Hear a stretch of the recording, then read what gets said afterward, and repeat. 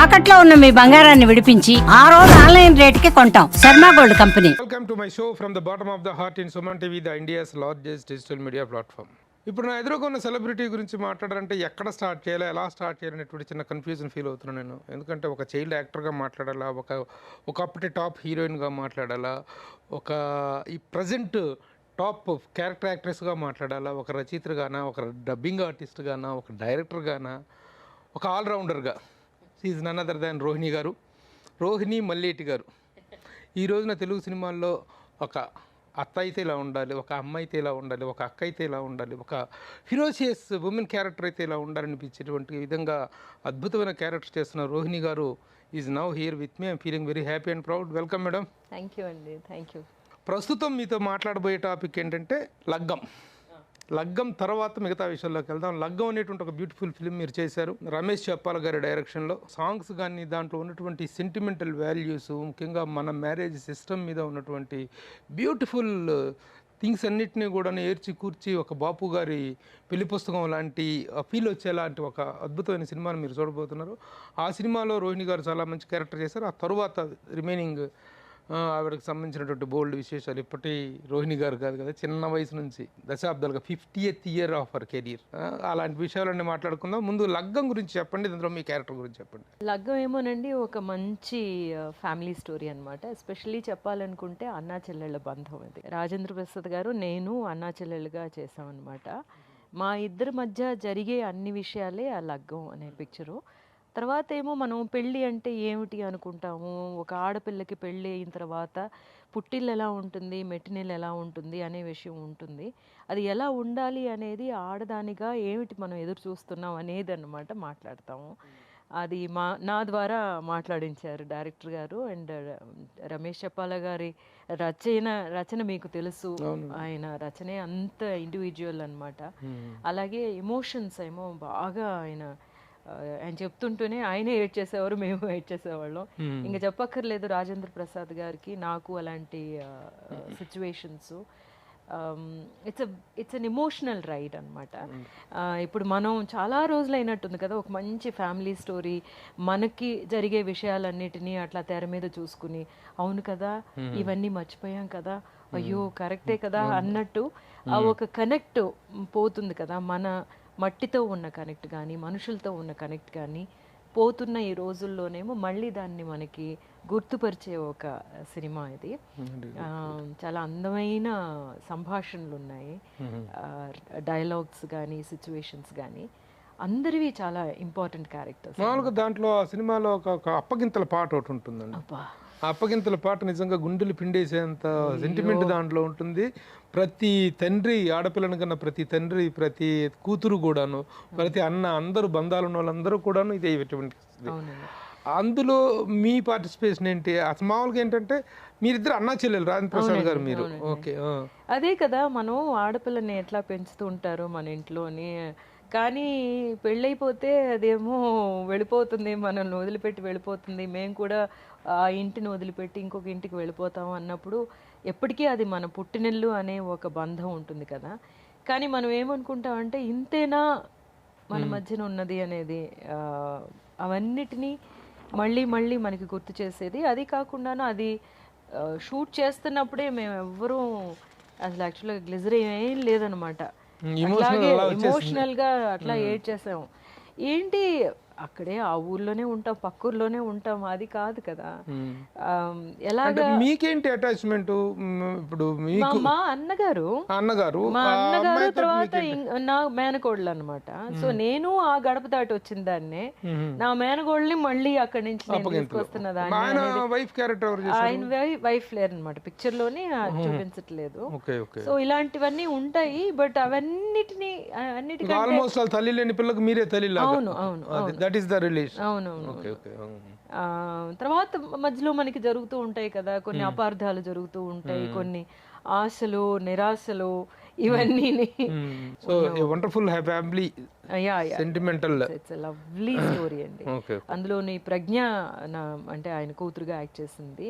అమ్మాయిని చూస్తే అది అసలు తెలుగు అమ్మాయి అనుకోకుండా ఉండలేను అనమాట. తెలుగు అమ్మాయి లాగే ఉంటుంది, మనలాగే దాని ఫేస్ కట్ ఉంటుంది అనమాట, తన ఫేస్ కట్ అట్లాగే సాయి రోనక్ కూడా he acted as my son అనమాట. మీ సన్నుకి మీ కూతురుకి ఆ అమ్మాయికి మ్యారేజ్? అదే అదే మీ అబ్బాయికి మీ కొడుక్కి. మరి ఇంట్లోనే అప్పగేతులు సొంత మేనకోడలే అదే కానీ కోడలుగా వేరే రాబోతుంది. ఇంకో ఊర్లో ఉంటారు కదా, ఆ ఊరు నుంచి వెళ్ళడం అనేదే. ఎలా ఉంది రమేష్ చెప్పాల డైరెక్టోరియల్ దిస్తింగ్? ఎందుకంటే తన ఇంత ముందు కూడా భీమదేవరపల్లి బ్రాంచ్ అనేటువంటి ఒక సెన్సిబుల్ ఫిలిం తీశారు. అంతకుముందు కూడా హెస్ డన్ బేవర్స్ అనే ఒక సినిమా చేశారు. రైటర్గా మీ శ్రేయోభిలాష్ లాంటి ఒక అద్భుతమైన సినిమా చేశారు ఆయన. హీజ్ అ గ్రేట్ రైటర్ కదా. అలాగేనేమో ఆయన పట్టుకునే ఒక విషయంలోని లోతుకి వెళ్ళి దాంట్లో ఉండే ఒక డెప్త్ని తీసుకురావడం అనేది దట్ వాస్ దేర్ అనమాట. అదే మెయిన్గా ఒప్పుకోవడానికే కారణం ఆయన స్క్రిప్ట్లో ఉన్న డెప్త్ను, అందులో ఉన్న ఎమోషన్స్ అనమాట. ఒక అపార్థాల వల్ల వచ్చే ప్రాబ్లమ్స్ ఏమిటి, మళ్ళీ వాటిని దాటుకుని రావడానికి మనం ఎలాంటి ప్లేస్కి వెళ్ళాలి, ఎలా వెళతాము అనేది, వెళ్ళే ముందు జరిగే ఒక పోరాటం అవన్నీ అనమాట. రమేష్ చెప్పాల డైరెక్షన్ గురించి ఫస్ట్ టైం మీరు ఆయన డైరెక్షన్లో చేశారు. అయితే ఇంతకుముందు మామూలుగా రోహిణి ఒక క్యారెక్టర్ యాక్సెప్ట్ చేస్తున్నారంటే అన్ని క్యారెక్టర్స్ యాక్సెప్ట్ చేసి వచ్చినన్ని మీరు యాక్సెప్ట్ చేసే పరిస్థితి లేరు. మీరు ఆ రిజర్వ్నెస్ మెయింటైన్ చేయబట్టే you are still in the hearts of the people. ఇప్పుడు నిజంగా ప్రజెంట్ జనరేషన్ మిమ్మల్ని చాలా ఇదిగా ఓన్ చేసుకుంటున్న ఇది కనిపిస్తుంది. మరి what is that particular point that triggered you to accept this character? అంటే స్క్రిప్ట్ అండి, ఆయన రాసిన విధానం అన్నమాట. ఎస్పెషలీ మా ఇద్దరికి మధ్యన ఉండే ఆ విషయమును, తర్వాత నేను ఎలా చూస్తున్నాను, ఆ పిల్లల్ని నేను ఎట్లా చూస్తున్నాను అనేది, తర్వాత ప్రతి వాటికి ఒక ఆర్క్ ఉందన్నమాట. ప్రతి క్యారెక్టర్కి ఒక ఆర్క్ ఉంది. రాజేంద్ర ప్రసాద్ గారి క్యారెక్టర్కి ఒక ఆర్క్ ఉంది. తర్వాత మా అబ్బాయికి, ఆ అమ్మాయికి, ఆ అమ్మాయితో నాకు ఉన్న విషయాలు ఇవన్నిటిని అనమాట. అట్లాగే ఒకే ఒక స్ట్రెయిట్ లైన్లో వచ్చేటటువంటిది కాదనమాట. అది చదివినప్పుడు నాకు చాలా నచ్చింది. తర్వాత ఏమో ఆయన మాటలు అవన్నీ చదివినప్పుడు చాలా ఇంప్రెసివ్గా అనిపించింది అనమాట. ఇది డెఫినెట్గా నేను చేయాలి అని అనుకునే వచ్చాను. సో నాకు తెలిసిన అందులోనే రాజేంద్ర ప్రసాద్ గారితో నేను చిన్నప్పుడు అంటే యంగ్ ఏజ్లోనేమో ఏదో ఒక పిక్చర్ చేశాను heroine Gaana. I don't know if it was I don't even think it was a pair, but one side love ఏదో లా ఉంటుందన్నమాట. ఆయనతో నేను ఇంతవరకు కాంబినేషన్ అనేది, కొంతమంది ఆర్టిస్టులతోనేమో కాంబినేషన్ చాలా జాగ్రత్తగా పడాలి అనుకుంటాం కదా. ఒకటి ఏమిటంటే మనం పోటాపోటీగా ఉండేటట్టయితే బాగుంటుంది మనకి అనే అట్లాంటి ఆర్టిస్ట్ కదా ఆయన. ఆయనతో నించుంటే ఎవరు కనబడరు పైగాను. అలాంటి ఆర్టిస్ట్తో నించోవడం, దాంట్లోని మనం కూడా చేసాము, బాగా చేసాము, చేయగలిగాము అనడం, తర్వాత అది నాకు చాలా ఇంట్రెస్టింగ్గా అనిపించింది. ఆయనతో చేయగలగడం, ఇలాంటి సబ్జెక్ట్ చేయడం అనేది ఒక పెద్ద అట్రాక్షన్ అనమాట నాకు. సో అలాగేనమాట మేమిద్దరము చేస్తున్నప్పుడు డైరెక్టర్ గారు కట్ చేసేవారు కదనమాట. కొన్ని ఒక 2 షార్ట్స్ ఏమో ఆయన చెప్పేవారు, ఇట్లా మీరు పెట్టండి, అది ఇవ్వండి, ఇలా ఇవ్వండి అనేవారు. కానీ రాజేంద్ర ప్రసాద్ గారు చేస్తూ ఉంటే ఆయన కట్ చెప్పేవారు కాదు, మేము అట్లా ఇంప్రూవైజ్ చేసుకుని వెళ్ళిపోతూ ఉండేవాళ్ళం అనమాట. అప్పుడు నా కళ్ళల్లో నీళ్ళు రావడం, ఆయన కళ్ళల్లో నీళ్ళు రావడం, ఇంకా అట్లా ఇంప్రూవైజేషన్ చేసుకుని అట్లా వెళ్ళిన తర్వాత ఇంకా కట్ చెప్పండి అనేంత వరకును. సో అదేంటంటే ఆ క్యారెక్టర్లోని ఉన్న ఆ విషయాన్ని మనము ఒకటి రిసీవ్ చేసుకోవడం, వాళ్ళకి ఇవ్వడం, వాళ్ళు రిసీవ్ చేసుకోవడం, మనకి రావడం అనేది జరిగినప్పుడే అనమాట. Then it becomes that magic happens అనమాట between 2 artists, because there is this special situation which is there అనేది. అంటే మా ఇద్దరి మధ్యని ఏదో ఒక అలజడి జరుగుతూ ఉంటుంది అనమాట వెనక, బట్ మేము చేసేది వేరేలా ఉంటుంది అనేది. సో అది కొంతమంది రియల్ యాక్టర్స్ తోనే అది జరుగుతూ ఉంటుంది. చెప్పడానికి అన్నందుకు నిజంగా ఏ పాత్ర తీసుకున్నానండి ఆయన దగ్గర. అసలు మనం ఆ కమెడీ హీరో అనేటువంటిది ఒకటి అనుకుంటాం, కానీ ఒక కామెడీ అని కాదు, ఏ తీసుకున్నా ఆయన అద్భుతంగా రోల్స్ అండి. యాక్చువల్గా మీరు చూసుకుంటే కామెడీ చేసిన అందరు ఆర్టిస్టులకి సీరియస్ చేస్తే మనం తట్టుకోలేము. నవ్వించడంలో ఎంత చేయగలరో ఏడిపిస్టంలో కూడా వాళ్ళే ఫస్ట్, అంతకంటే ఫస్ట్ ఉంటారు. సో అలాంటి క్యారెక్టర్ పడాలి, అలాంటి క్యారెక్టర్ అనమాట. అంటే ఇప్పుడు రోహిణి గారిలో నుంచి ఉన్నటువంటి యాక్ట్రెస్ లో నుంచి ఒక మంచి ఇమోషన్స్ ని తీసుకోగలిగినటువంటి క్యారెక్టర్ అయింది. అవును అవును అదే what the director name of your character? Suguna. Suguna, okay. దానికి తగ్గట్టుగా సుగుణమైన క్యారెక్టర్. అట్లాగే ఈ మ్యూజిక్ ఆల్సో ప్లేస్ ఎ వైస్ ఇంపార్టెంట్ రోల్ అండి ఇందులో. ఈ సాంగ్స్ ఇవన్నీ కూడా చాలా చాలా బాగుంది కదా, క్రోర్స్ ఆఫ్ వ్యూస్ అనేటువంటి రావటం. అందులోని లిరిక్స్ లిరిక్ చాలా బాగుంది, ఆయనే రాశారు.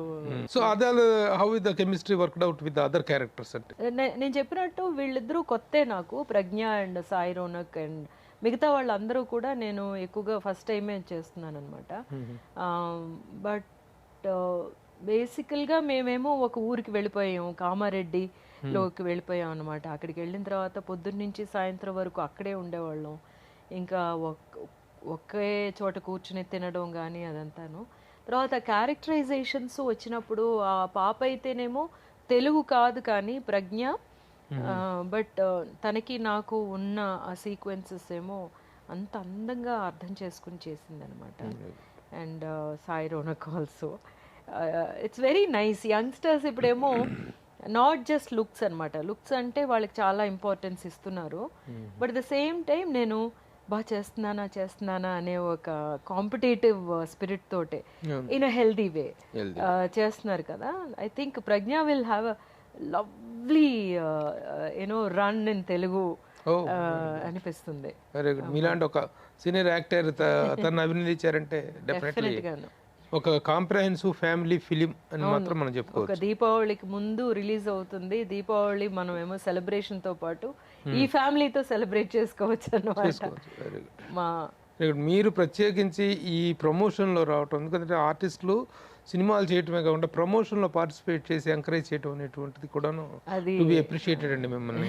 ఎందుకంటే చాలా మంది ఎవరు దొరకట్లేదు యాక్చువల్గా. ఒక మంచి సినిమా తీసినా సరే వాళ్ళు కొత్త వాళ్ళు, ముఖ్యంగా ఇప్పుడు వీళ్ళు రమేష్ చెప్పాలంటే 4 సినిమాలు తీశారు మంచి ఇది డైరెక్టర్, కానీ వాళ్ళకి కావాల్సినంత సపోర్ట్ దొరకట్లేదండి ఫిలిం రిలీజ్ చేసుకునే టైంకి. ఆర్టిస్టులు ఒకప్పుడు సినిమా రిలీజ్ అనగానే గ్రూప్ షాట్ ఎలా ఉంటుంది, ఒక సుమో షాట్, ఆ విధంగా ప్రతి ఒక్కరు పార్టిసిపేట్ చేసేవాళ్ళు. ఇదివరకు ఉండేది, ఆ ట్రెండ్ ఉండేది. ఇప్పుడు ఏంటంటే సినిమా అయిపోయింది, మా పని మాకు అయిపోయింది, ఇంకా మేము వీఆర్ నాట్ సపోజ్డ్ అనేటువంటి ఇది యాటిట్యూడ్ వచ్చేసింది. లేదండి, నేను అందరూ రావడం చూస్తున్నానండి. మేము ఇప్పుడు చూస్తే మత్తు వదలరా 2 చేసామా, మా దానికి కూడా అంత ప్రతి చోటకి వెళ్ళి మా వాళ్ళందరూ మత్తు వదలరా చేయటం అంటే మేడం అవతల ఉంది ఫిగర్ రాజమౌళి జైంట్, అలాంటి సినిమాలు కాదు, మా చిన్న సినిమాలు ఎలాంటి ఇబ్బందులు పడుతున్నాయో కూడా మేము చూస్తున్నాం. రైటర్ పద్మభూషణ్ చేసామండి. ఇట్లాంటి ఒక యూనో యంగ్స్టర్స్ కొత్త డైరెక్టర్స్ చేస్తున్న పిక్చర్స్ అన్ని చేయడం చూస్తున్నాను. అందరికీ ఇప్పుడేమో మీడియాలోకి వచ్చి మాట్లాడటమే కదా. లేదా విషయం ఏంటంటే గ్రౌండ్ రియాలిటీ ఏంటంటే మీరు చేసేది ఒక రేంజ్ ఫిలిమ్స్ వాళ్ళకి ఎట్లాగా ఉంటున్నాయి. చిన్న సినిమాలు వాళ్ళు ఎంత సఫర్ అవుతున్నారో మాకు తెలుసు. పర్టికులర్గా వీఆర్ ద ఐ విట్నెస్. వాళ్ళకి ఒక్క ప్రమోట్ చేయడానికి దాంట్లో యాక్ట్ చేసిన వాళ్ళే రాకపోవటం చాలా ఇబ్బంది పడుతున్నారు. బట్ రావాలండి, మీరు చేస్తున్నారంటే మీరు చేసిన ఒక range films you feel responsible about that కాబట్టి అన్నిటికీ వస్తున్నారు మీరు. అవును, అంటే నేను కూడా చాలా కొత్త డైరెక్టర్స్ చేసిన పిక్చర్స్, ఎక్స్పెరిమెంటల్ మూవ్స్ అని చేశానండి. పిలిస్తే డెఫినెట్ గా వచ్చేస్తాను. I mean